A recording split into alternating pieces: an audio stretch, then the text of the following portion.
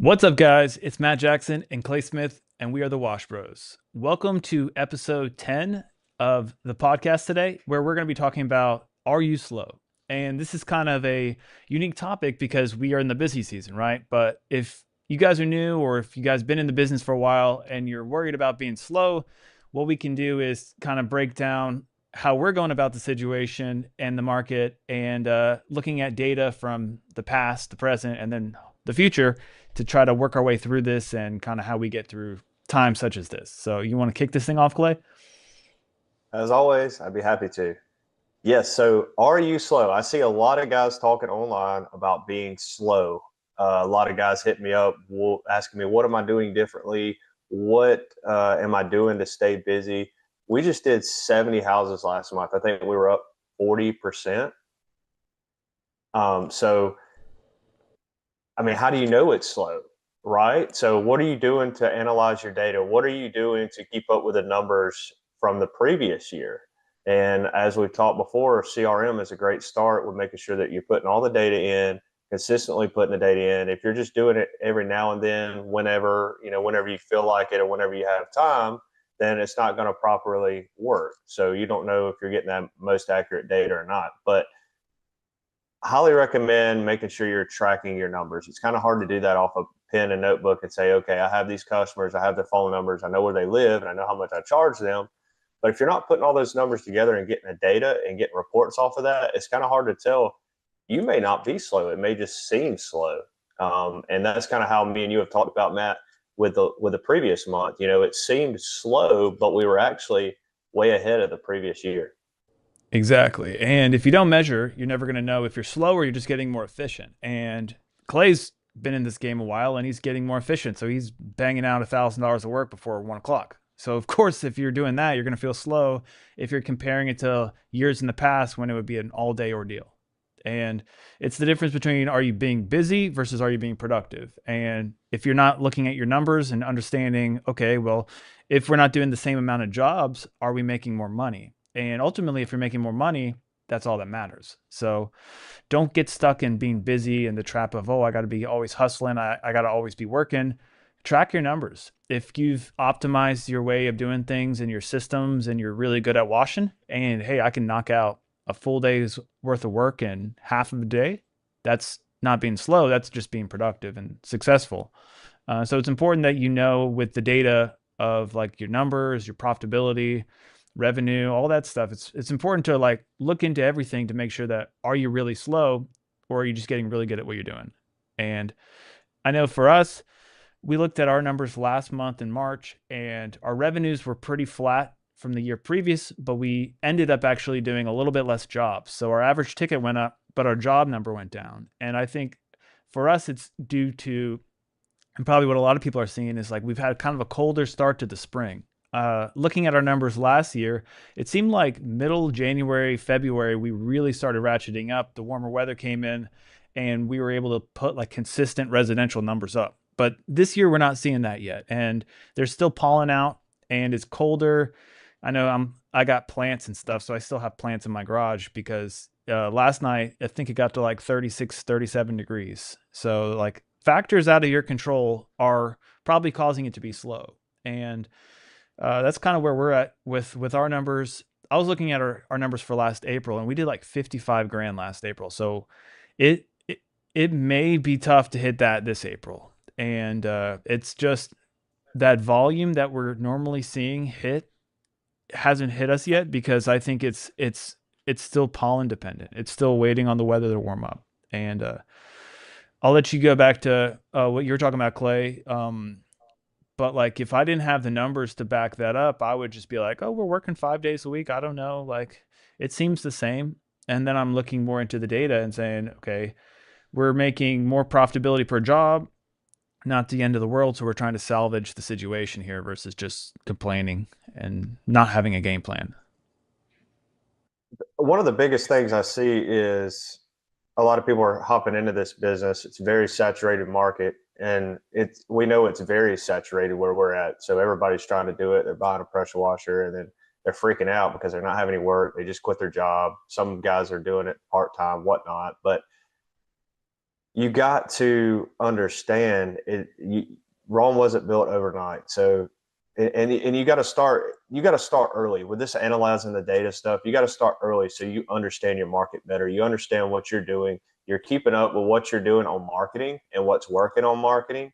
And if it's marketing's not working, maybe have somebody like a professional take a look at it, do an audit, say, okay, this is some things that we can work on.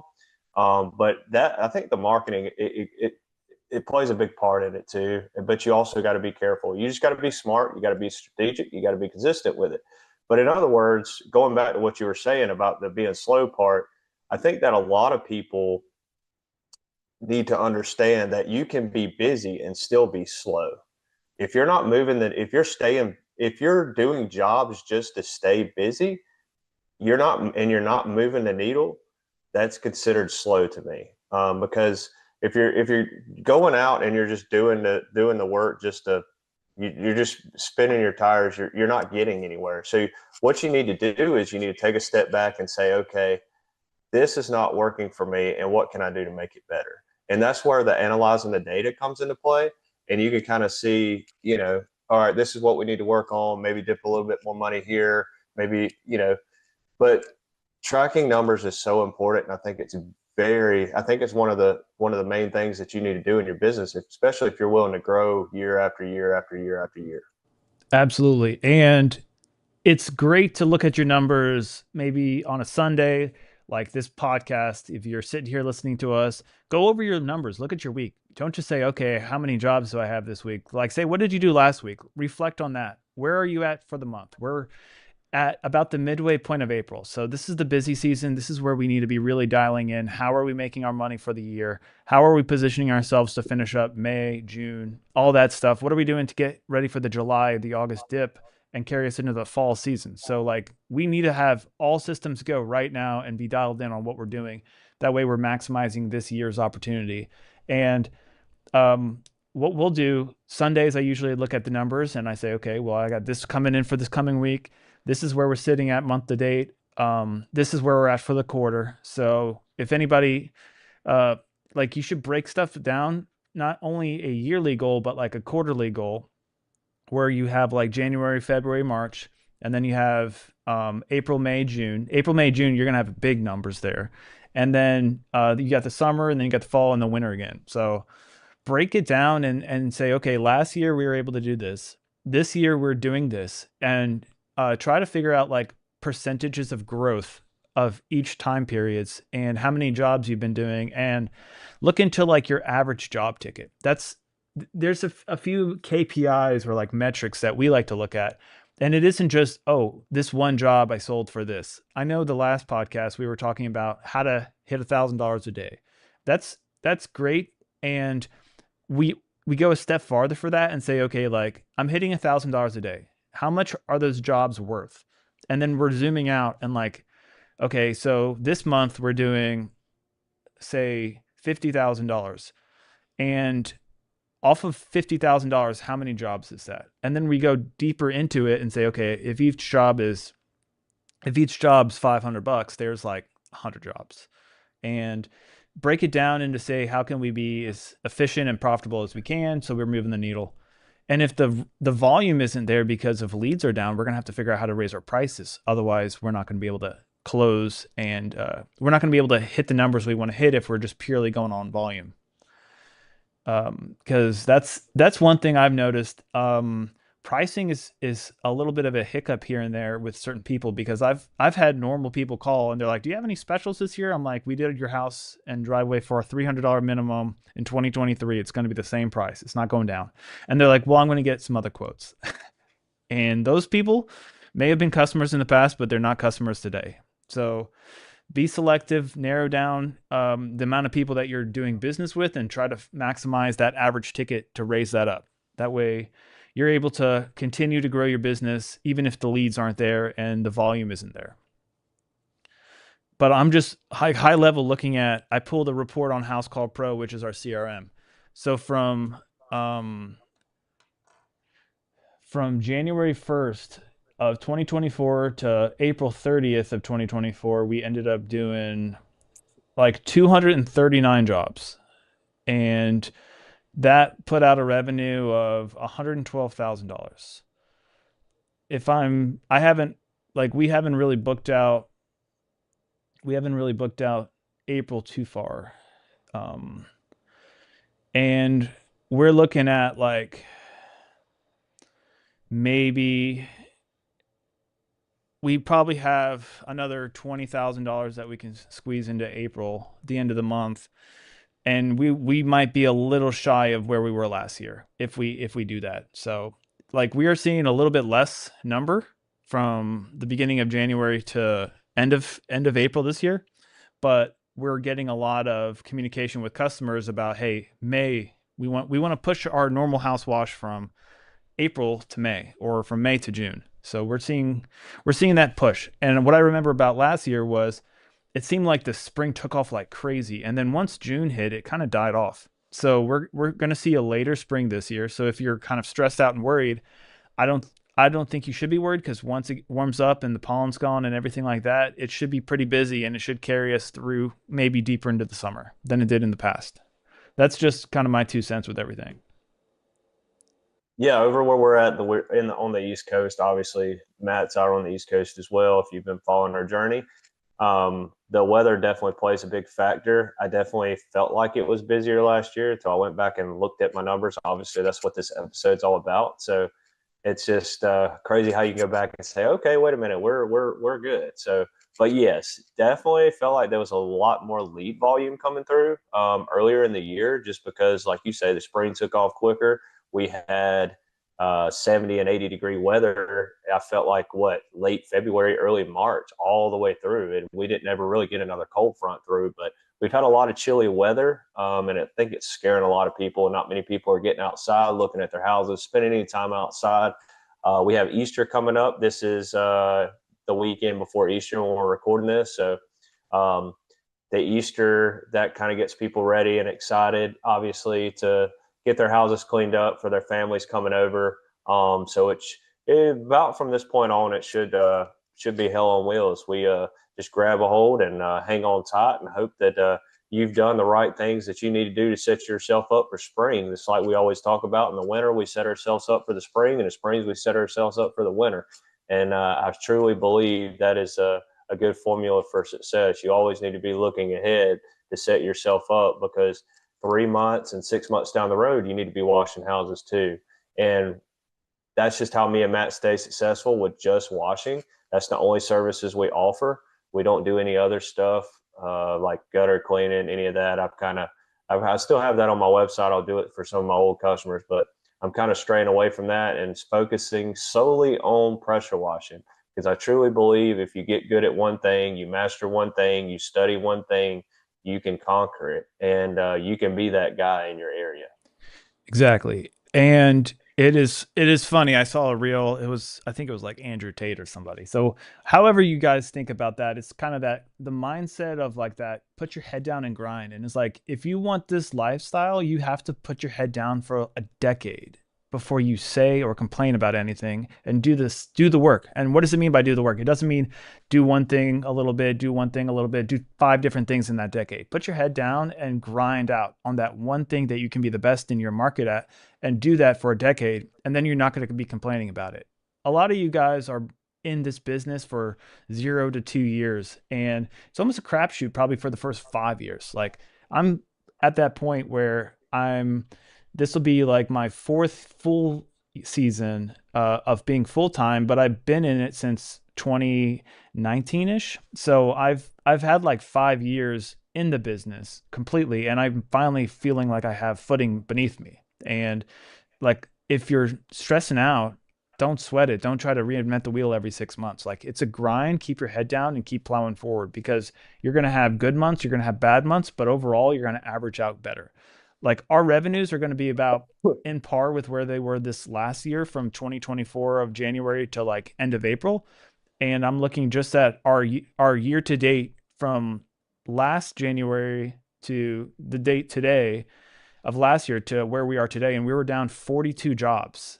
So there's a difference in job volume from this year to the past year, but our revenues are probably dancing close to close. So it's like, okay, our revenue's down, but our profitability is up because our job tickets are up. And that's kind of a natural growth. We feel a little slower because we're not as hectically busy as we were in the year past, but we're trying to make it right by keeping our pricing in that right position where, hey, we can do 2 jobs and it's about the same as doing 3 jobs previously.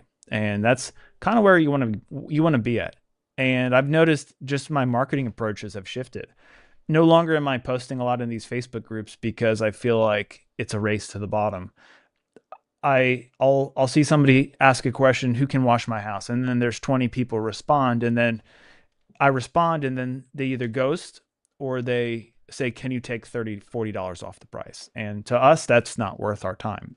So we're really focusing on how do we go from saying a $300 job that we have to do 4 times a day or 5 times a day to how can we find those $500 tickets and do 2 or 3 of those?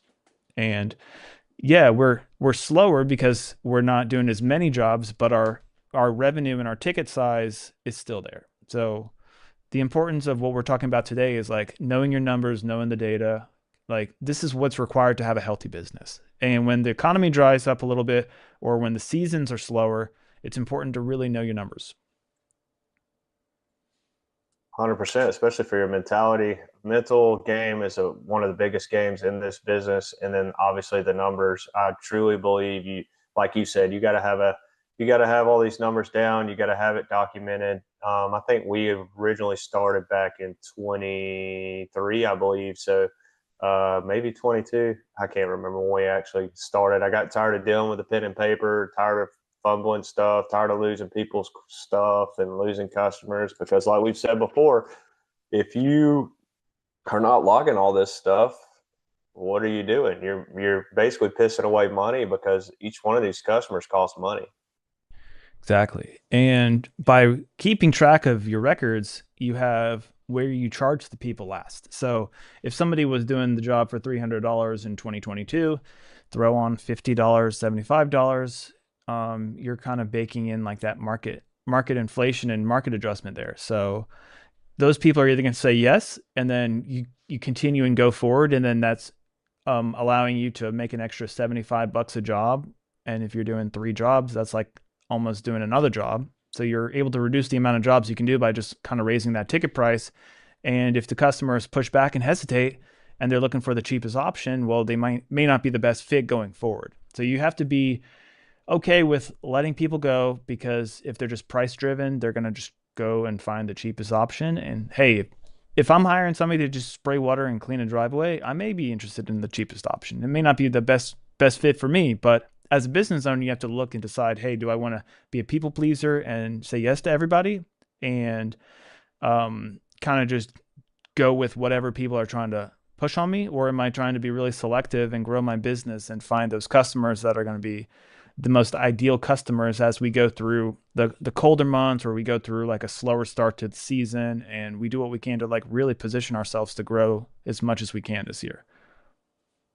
So it's Yeah, and another cool thing about tracking your numbers is you can kind of see if you're getting your money's worth on your employees. Like if you're a multi-operation business like you are, Matt, with different employees, you can see how many jobs these guys are doing as well. exactly. And if they complain to you and they say, "Hey, I need more money," you can say, "I'll pay you more money. This is just what's required." And we do kind of a pay for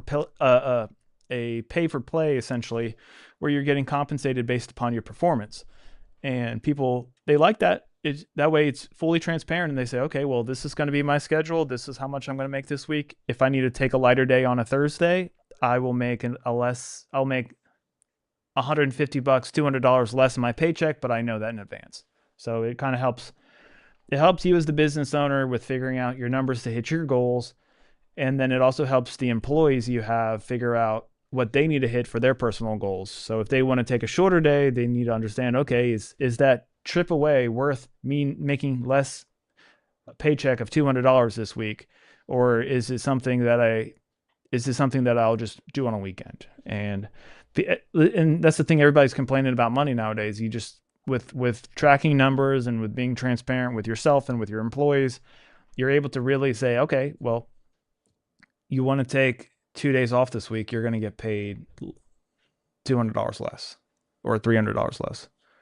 Is it worth it to you? Or are you going to be complaining to me about money, or are you going to look and say, okay, well, I know that I eat what I kill just as you do, and this is a transparent way of doing business. And I also use that too with customers. When customers try to push back and they try to take money off the bill, oh, can you take $50 off? I say, no, we can't, because that not only comes out of my pocket, that comes out of our employees' pockets. And it's a reframe, because the customer's thinking I'm trying to like make all the profit and win. But in reality, I say, hey, look, if we're taking $50 off of this ticket, that doesn't come out of my pockets only, that comes out of my employees' pockets. So it's not fair to my team to take $50 off just because you want a deal. Now, if you want a deal, there's plenty of people willing to work for pennies doing this on Facebook. And Yeah, they're very easy to find for sure. very easy to find, because there's a reason that people start and stop. And in the spring, if you're new, you're seeing what we've seen by being in business for a few years is everybody comes out of the woodworks, they buy a pressure washer, they say, "Oh, I can hustle in April and May and June and during the summer, and I can make a few $1,000s by doing $100 house washes." And that those people will always be there, and they will never take your business. But don't make sure all you got to do is make sure that your business isn't going after those $100 house washes. It's pretty simple. Like we see in the forums and the groups, people are complaining about the $99 guys taking all the business. It's like, why are you going after that business? That business is not your business. And it's Yeah, that was one of the things. One of the mistakes I made early on was worrying about competition. But best thing I ever did was put my head on straight, look straight forward, and worry about myself. And once I started doing that, I started to take off. Yep. You're focusing on what you can control, and you're focusing on the direction you want to go, and that's where you go. If you're focusing below and you're looking at people beneath you, undercharging you, not insured, no equipment, you're going to go down with them. If you're focused on guys ahead of you, you're going to go up with them, and everybody's going to grow together. So you pick your battle. That's the great thing about the Wash Bros podcast. Yep. It's pretty cool, because we can see guys who will listen to the show, they'll comment, they implement, and then they follow up and they're like, "Oh, actually, this actually worked." It's like shocker. It's That like we're always feels great. yeah. So it's one of those deals. If you're thinking it and you're feeling it, you're not the only one. It's Clay's been through it. I've been through it. All you guys who are listening have been through it. And it's not a solo sport, so don't isolate yourself and don't stress out and don't get stuck in the doom scrolling on Facebook. Listen to the podcast, follow the group we have, join that Wash Bros group, and like try to network and connect with like-minded people in here, because you never know when somebody says something, it'll resonate the right way with you. You implement it, and it really changes your season and the direction of your business. And that's what worked with me and Clay, and that's why we have our show, and that's why we have our friendship. So I mean, it's super important not to get stuck in these little isolation booths of fear and, oh, we're slow. What do we do? Like, oh, it's the economy, like the tariffs or all this nonsense. And you just keep your head down, like Clay says, focus on what you can control and keep going forward. And then you look Yeah, back and then you're killing it. the biggest thing is I see a lot of people. I mean, I'm guilty of it early on. Is you start struggling, and then you start looking for things to blame it on, like just blaming it on the world, stuff going on in the world. That does have a little bit of impact. But if you're consistently doing what you're doing, continually trying to better yourself, continually trying to better your business, doing the things to be proactive, and just keeping your head down, focusing, analyzing these numbers like we're talking about. Make sure you're documenting everything. Everything that you're doing, you need to be documenting. How much you're spending with Facebook, how much you're spending with whatever marketing tool or platform you're using. And if it's not working, figure out what we need to do to make it work. Stop just looking and saying, oh, well, it's the weather. Well, it's the whatever the president's doing, or these tariffs are messing. That has a little bit of an impact. Don't let me confuse that. But if you get in the right mentality of focusing and saying, okay, I can do this, I can make my business better, I can do whatever I need to do to make this work, then you will be in a better state as far as the long run. Exactly. And if you look at, we are rewarded in this world via economics by like the value we provide to the marketplace. And if we're just whiny and bitchy like everybody else out there, we're not providing any positive value. We're actually losing value. So people are viewing us as like, oh, this is just another guy. This is another hack. This is another guy who's just whining and complaining and he won't be here in a couple of years. But if you keep your head down, like Clay and I say, and have that positive mindset and say, okay, I'm going to let stuff just roll off my back and keep moving forward. And whether it's the economy, the president, whether it's the weather, whatever these nonsense issues are, we just keep plowing forward. And then before you know it, you get traction and then you get success, you get word of mouth, and people say, hey, I respect the grind. You've been at it for a while, and then it catches up to you, and then you get to a position where you're no longer stressing about, am I busy or am I slow? It becomes, okay, how's the health of my business? Like, you analyze your numbers, you say, okay, our business may be less jobs this year, but we're able to add more profit with these jobs. We have better opportunities come to us. We're not stuck chasing all these $200 $300 house washes that we used to a couple years ago that kept our schedule filled and busy. We're doing bigger projects, we're working for like universities, we're doing bigger commercial jobs. And that's really what's moving the needle in your business. And if you're sitting here without that data and the clarity, you're going to be stressed out because you're like, oh man, I see these guys posting the same 10 houses every day that they're washing, but I don't know if they're doing good or doing bad. They just look busy and I'm not busy, so I'm stressed out. Like, you got to look deep into yourself and deep into your company and look at your numbers and say, okay, well, this is what I'm doing. I maybe, like, the objective is to be more efficient in business. The objective is to say, how can I do the same money for less work? How can I do more money for less work? And then that's how you're maximizing your business out.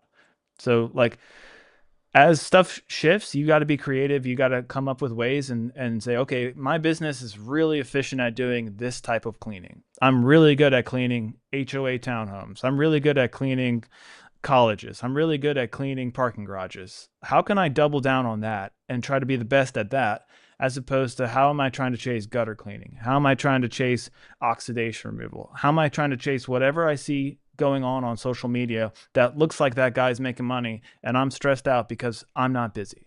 Like, Clay and I both focus on the things that we can control on and the things that we're efficient and good at. And we're really laser focused on getting those jobs. We're not too worried about what the new guy down the street's doing who's chasing all these services. And I think that comes And with like maturity. absolutely, and like I said before, social media can be like your worst enemy. A lot of people claim to be people they're not on the internet. Anybody can be anybody they want to be on the internet. They can do $3 million a year as a pressure washing company on the internet, but are they really? So a lot of people are just good at marketing, making themselves look bigger than they really are. Making you feel like you're not doing anything. Exactly. Don't let people's egos get ahead of them and affect you. And, like, Clay and I, we do similar things, but we do different things. Like there's areas where he kicks butt at that I'm not competitive in, and I said, hey, run with that 100%. Like there's reasons that like I have teams doing things, and then he's running that, knocking it out of the park at 7:30 in the morning and being done by 12, and I'm like I'm good. It's like Not every day. I I'm wish that was old. every day. Yeah, but like there's different things that I don't want to compete with you at because you are way better at it than I am. So it's like, how do I figure out what are my strengths and kind of build a team, build my business around that so it's not killing me. So it's not setting myself up to like lose to you if I'm competing like head to head on that. And find that with like if you're beating yourself up over something because you're trying to compete with somebody else, you can change your approach. You don't have to necessarily follow exactly that blueprint that somebody's saying. If you're watching guys on YouTube say, "Hey, I'm making $5,000 for a house wash by my That's course," nuts. like you don't have to do that. That's not everybody. There's no problem going down the street and doing a $300 townhome community and being happy with that. Like find what works with you and find your piece. And that all comes down to knowing your numbers. Because like we've mentioned before, like I've done commercial jobs where we make $10,000 and it takes 3 days, and it takes me 6 months to get paid. And at the end of the day, I'm like, this is not even worth it. Or there's costs associated with certain things, or I got to pay for a lift, or I got to pay for this, or like the downtime of my guys not in the field doing residential. Like when you start looking into your numbers and you start really analyzing your business for what it is, you stop caring so much about the influences of social media or the influences of what you're seeing your friends do. And you can like just double down and focus on what you're doing, and that's how you become a successful business. Absolutely, 100% agree. Make sure you're analyzing your data, tracking numbers, knowing when it's slow, knowing when it's busy. Try to get rid of that pen and paper. Know the important things like marketing your business and knowing the important numbers not down. Like Matt said, it's all a number game.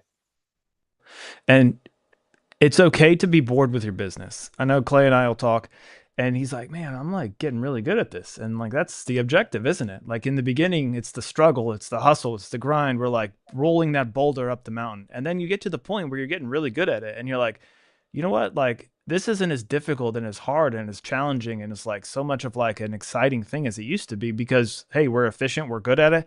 That doesn't mean our businesses are failing. That means that we're getting better at what we do. So don't get stuck on that trap of like it's no longer as like a grind and exciting as it was in that first year or first 2 years. And be okay. Look at your numbers and say, okay, it's going to require less effort if I want to maintain this.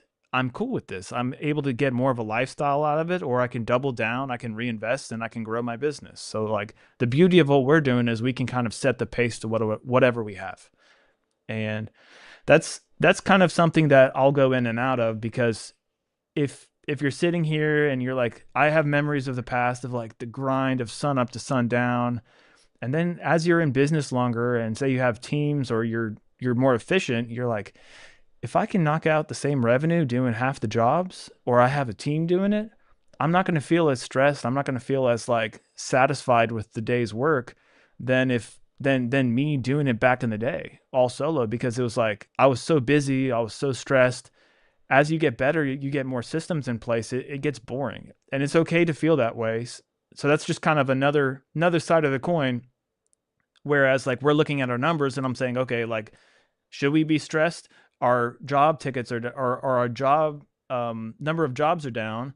Well, the percent growth is there based upon the amount of jobs we've done, and the season hasn't really hit yet. So like it'll come. And like if I didn't have all that data, we didn't have all the numbers, or we didn't have the insights of like years in the past, we would be stressed out thinking, oh my gosh, like is it doom and gloom like the economy or all the news or all these $99 guys killing my market. So like it's just think there's multiple things that you should be thinking of to get yourself through tough times and slow times. And it gets Yep, the better mental as you go. the mental state could kill you 100%. And I've been there. I've been depressed. I've trying to figure out what am I doing wrong, but that's just part of entrepreneurship. Yep. Yep. And it's always changing. And that's what growth comes in.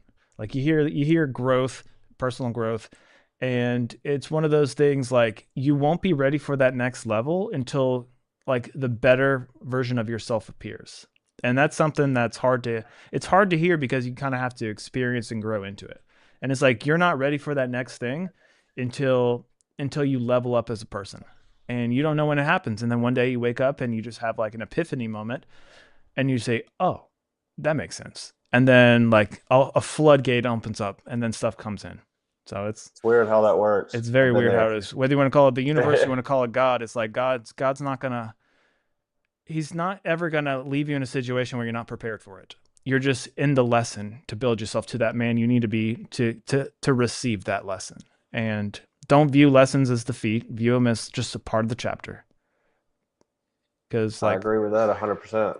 like stuff just comes to Clay and I now, whereas like years ago we wouldn't even know how to go about it, but we I weren't mean, ready. stuff that it would just ruin our day, Exactly. especially mine. Yeah, but that's all growth. And then you look back and you're like, oh, this stuff is just normal. It's a normal day in the life. So just comes with time. So have patience. Yep, we all deal with the same things, we can assure you. No doubt. But we're at our what are we 35-minute mark. So you got any Yeah. closing statements or anything you'd like to talk about? Well, I just, like I say, I really think this is really important, this subject.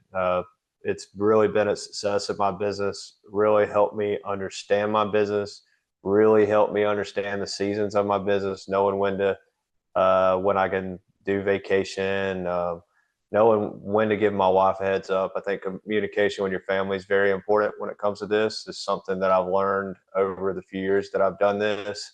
I can, like I say, communicate with my family and be like, okay, I may be busy for a few weeks. This is what's going to happen.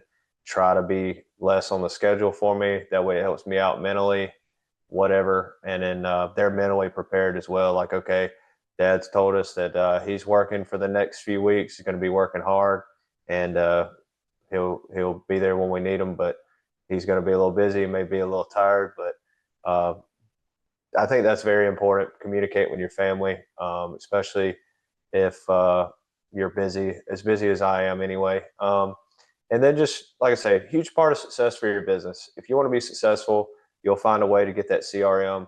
Me and Matt, we both use House Call Pro. Highly recommend doing whatever it takes. Maybe speaking with an agent with House Call Pro, they can tell you what you need. Tell them you listen to the Wash Bros. That we recommended you, and yeah, I think this is a great episode. Hopefully everybody that's listening can take away from what we had to say today, and make sure you follow us on YouTube. Join our Wash Bros group in the Facebook group. It's called The Wash Bros. The Facebook group is called The Wash Bros. And then you have the Wash Bros podcast page where you can see all of our content, all of our reels and stuff like that. You can follow Matthew Jackson on Facebook, his personal page. He posts some stuff there. And then my page, Clay Smith. Matt owns Matt the Driveway Guy. You can follow his business page. And I own C3 Wash Pros. You can follow my business page. We're on every platform you can think of. And then one last thing I forgot, I am the pressure washer guru on TikTok. So give me a follow, give me a shout. Appreciate all you guys listening. And if you guys want to buy some awesome surface cleaners and turbo tips, Clay's your guy on his TikTok store. He's been Heck killing yeah. that game. And yeah, if you guys want free content or free learning stuff, go to the powerwashingcoach.com website. You can also check out the pressure washing book I have on Amazon. We're over 300 reviews on this thing. In our Facebook page, there's a free link to the PDF. There's also a free audiobook online too. So if you guys want the paperback, you can buy it on Amazon. If you like it, give us a review there. That helps us stay in the top of the search if you're searching like pressure washing book on Amazon.